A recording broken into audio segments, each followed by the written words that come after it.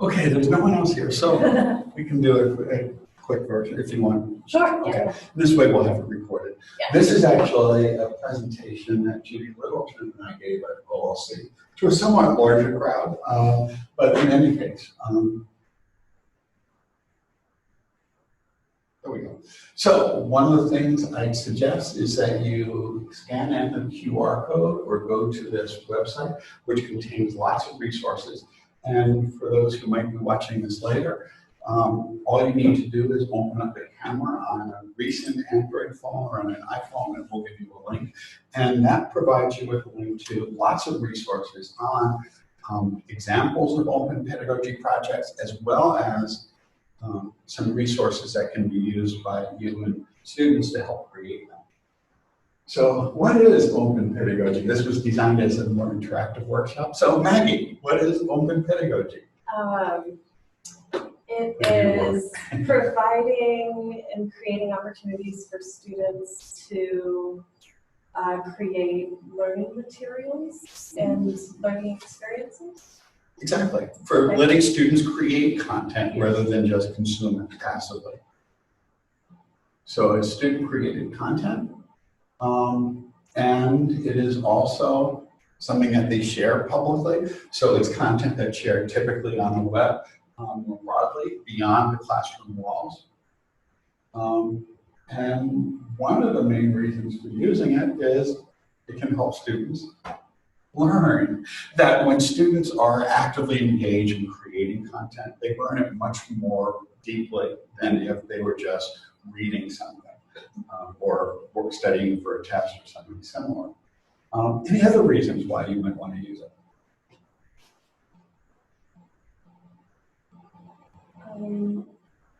I suppose just to provide access to that information to wider audience. So that you're also building materials that can be used for future classes, for future students and so forth. So there's that, there's a public nature of that, and that students not only are creating these materials for other people, but they often take pride in the fact that they created materials that other people can use. I know I had that podcast project last semester, and one of the things I mentioned to students is that they were creating resources that will be shared with future classes, where some of what they were doing is giving some interesting examples of policy applications of some of the tools that they were using. And they really liked the fact, or many of them really liked the fact that other people might actually use it and build on that and might help future students. And there's also active learning. They're actively involved in the process. Judy picked all these icons, so there's gears there. And I'm not sure, okay. Non-disposable assignments. I should practice this before, but it's been a busy few days. And we've talked about that before. Basically, many of the assignments students get in high school or college are just assignments they write, they submit, and then they never think about it again.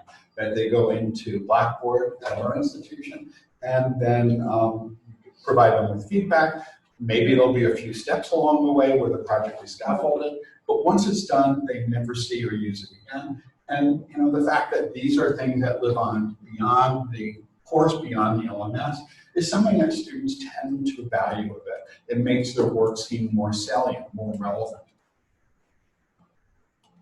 It's also a service learning component, which goes back to your comment before, that they're creating something that other people can use, and that tends to be something that people place more value on. It's not just something that's going to be tossed away that no one else will see, but it's potentially of use to other people. And there's some motivation factors that students, when they're doing this, tend to be much more engaged in it than writing a typical term paper. Some examples. Blogs are one of the most common things. Glossaries are an example. We have several examples of glossaries projects here. For example, in theater, we have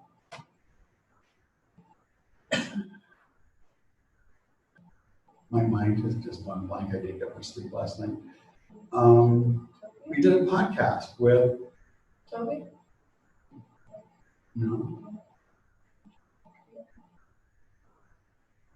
My mind is blank. In any case, it was on Shakespeare dialogues where the students created glossaries of terms. Maya?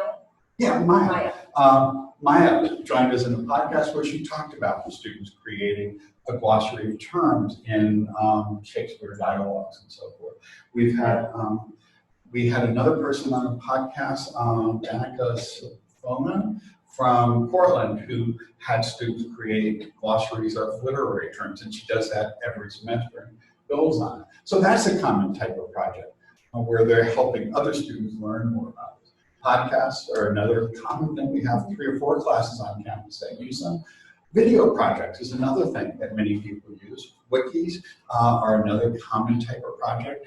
I read about a case where an instructor was teaching a Portuguese class, and he had, I think it was someone in Texas, who had students contribute to a Portuguese wiki where they wrote information about their own US city in Portuguese, because a Portuguese city did not have as much information about US cities, and it was a great opportunity for students to be able to contribute to both to use their newly acquired language skills and also to create some content outside of the class.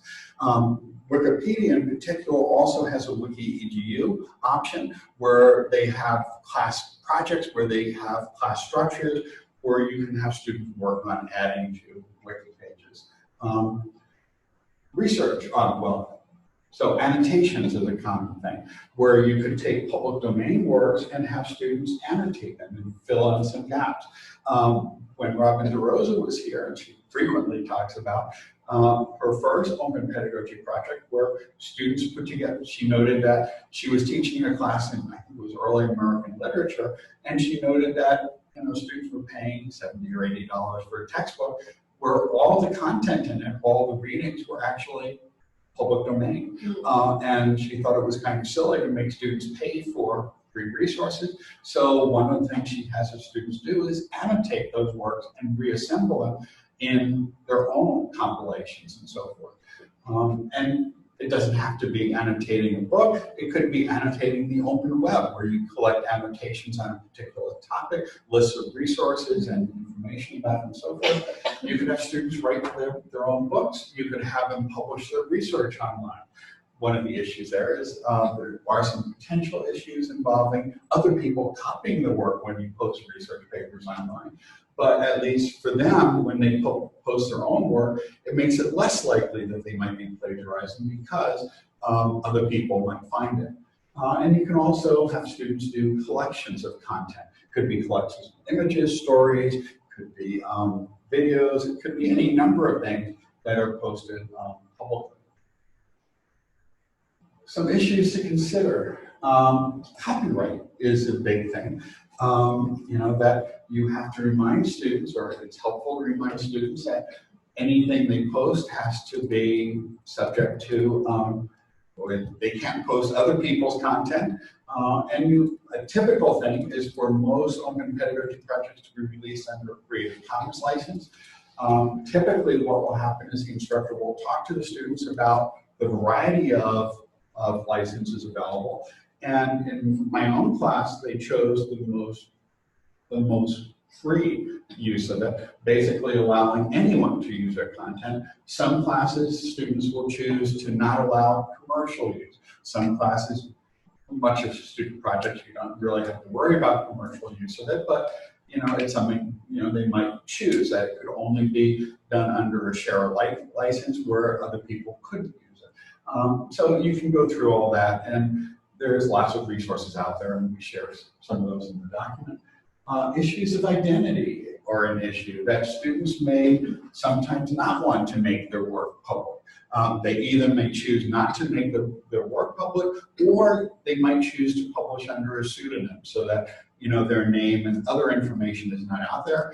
They could be that they may be undocumented. It could be that they have abusive relationships, and they just don't want to have their own name out there in ways that could be damaging to them. So that's something you have to provide a mechanism for students to decide either whether they're going to make their work public, and if so, whether they want it under their own name or whether they want it anonymous. Another issue with open pedagogy is sustainability. There are, if you do a search for resources on there, and Judy and I did when we were putting this together, there's a lot of websites out there that will open pedagogy projects from 10, 12, or 14 years ago, where most of the content no longer exists. So one of the things you want to make sure is that there's some mechanism for making sure that the content persists. We talked a little bit in the last session about the use of the domain of one's own project, and that works really well as long as the domains continue to exist. But if the faculty member leaves or if that account goes away, you might want to provide some way of archiving the material so that students will still have access to that. And accessibility is something we also have to be concerned with, because anything that's published from an institution should meet, standard accessibility requirements, and it's really useful for students to learn that type of thing anyway. One of the main reasons I really like open pedagogy is because of the student engagement involved. And these were things that actually Judy had used, where she was looking at the percent of students who were successful in completing a course. She's teaching a history course at a community college where it's online, and where there's a fairly high, in community colleges in general, especially online, a fairly high drop down withdrawal rate. She had done some peer review projects, a Wikipedia project, but the class that had the most retention or successful completion of the course was last year, or last fall, when she did an open pedagogy project. And based on the feedback she got from students, they seemed to like that quite a bit more, and she attributes, at least, it's a small sample and it's hard to say, but at least it seemed to have been pretty successful. And for the college as a whole, the average is 62%. So she was above average in all except for one of those semesters. And the Wikipedia thing just didn't work as well in her class, partly because it was online, and it really works best when they're in a lab environment where they can all work jointly and work through things. So there was some startup costs and some problems there that didn't work quite as well. That in general, this is from both of our classes, comments were generally positive. There were some concerns. These are from Judy's classes. They took the 28% of the students said they took the research project more seriously because they knew people would see their work online or might see it, and other people said it didn't make a difference, but no one said they did lower quality work, that it either made no difference in students' perception of how hard they worked on a project, or, well, 28.571% said they took it more seriously because of that. So in terms of options, we have that website, and we can just actually hop over just to look at that. And I think you have it already open, but let me go back to that page and click on the link. And again, there's a lot of resources here, and we will be expanding it. The place which is probably most useful is the open pedagogy resources. There are some student reactions from my class and from Judy's. That's the one thing there. This was taken from a podcast where where Rebecca and I asked students what they thought about the public nature of it, and these are 3 students' responses. Charlie said he really liked the fact that he could share this with potential employers. Victoria said that rather than just a finished paper, they had something where they could prove themselves, like, we did this. It doesn't read as well as it sounded. And Maria said she liked the fact that, here's something she worked on all semester long. She could show it to her family. So they could understand what she's been studying for 4 years.